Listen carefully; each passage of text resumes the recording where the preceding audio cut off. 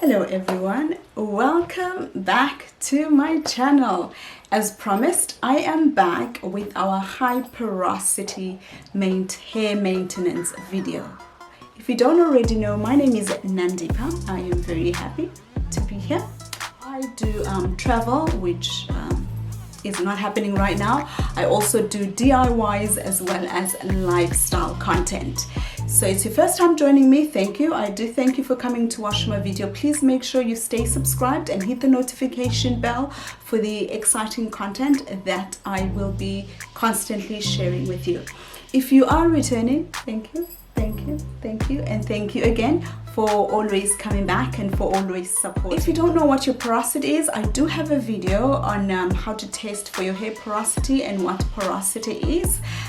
That I'm going to be linking in the description box below. I'm also going to be linking my low porosity do's and don'ts. Oh, excuse me.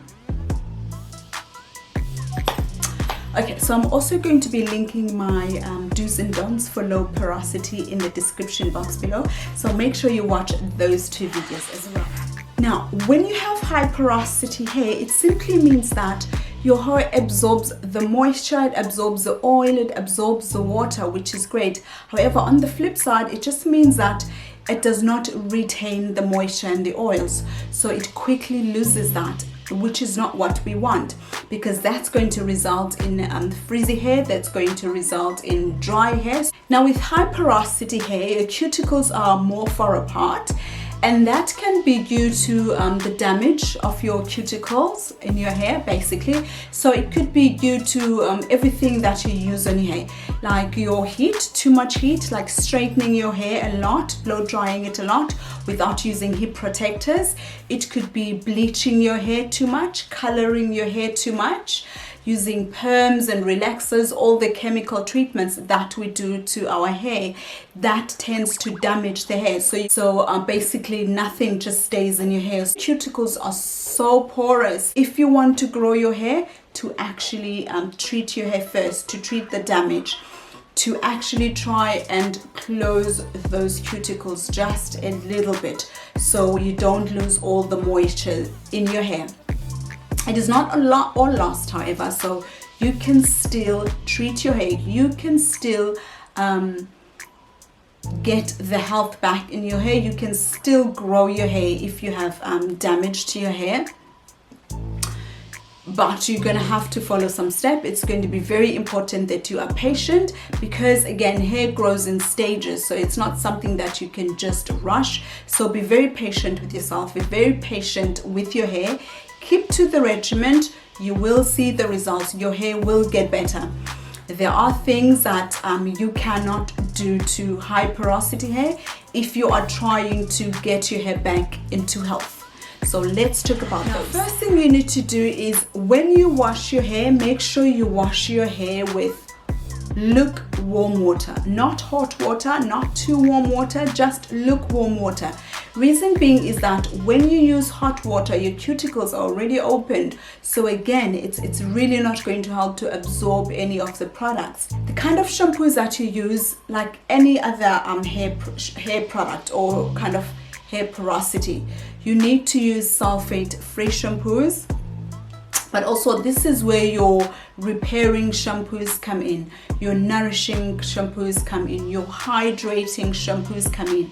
Those are the shampoos that you should be using for your high porosity. Now, when it comes to conditioners, and use conditioners that rich in butters and oils, but also try to condition your hair once or even twice a week. That is great, because your high porosity, again, because your hair is dry and damaged, so it's going to really need some healing, and also needs products that are going to help to seal those cuticles.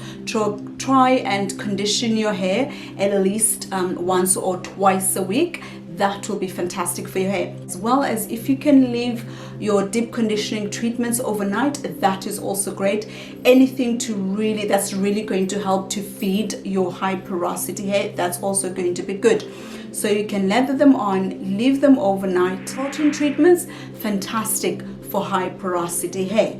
So you can do protein treatments often, because again, what the protein is going to do, it's literally going to be coating each cuticle of your hair, making it thicker, so protecting it from breakage as well as from the damage. So do your protein treatments for your high porosity hair. Your hair will absolutely thank you. Using ingredients like raw shea butter, that will be good because it's very rich.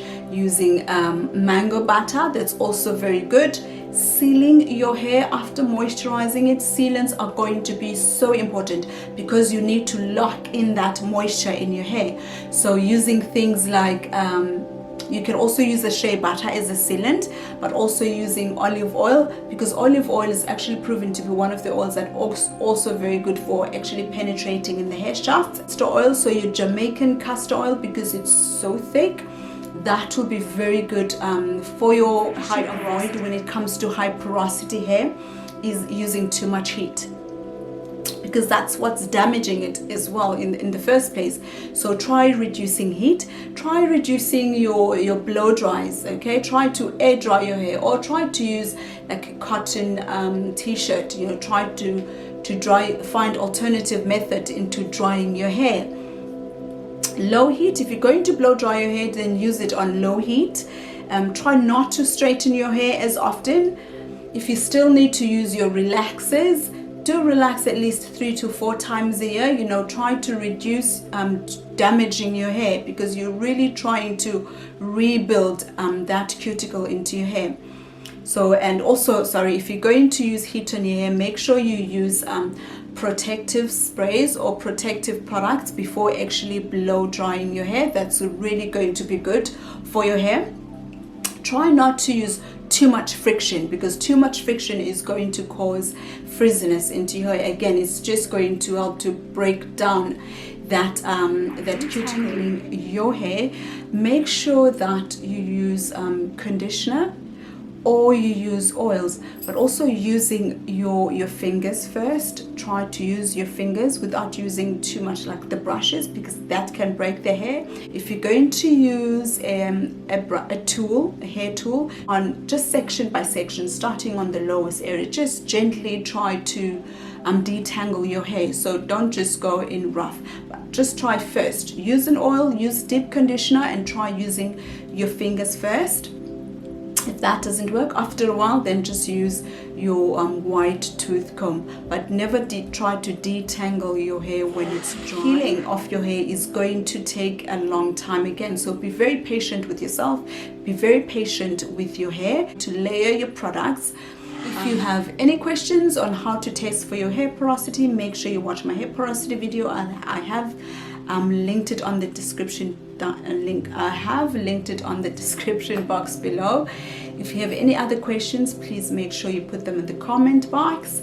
And if you have any other advice on what products are good that you are using for your high porosity hair, or what products you have found that didn't work for you, please leave them in the comments down below as well. That will be great. Again, thank you so much for watching this video. Make sure you press the subscribe button, hit the notification bell so you are notified on my next video, and I will catch you on next time. Ndinithanda nonke, nibe nemini mnandi.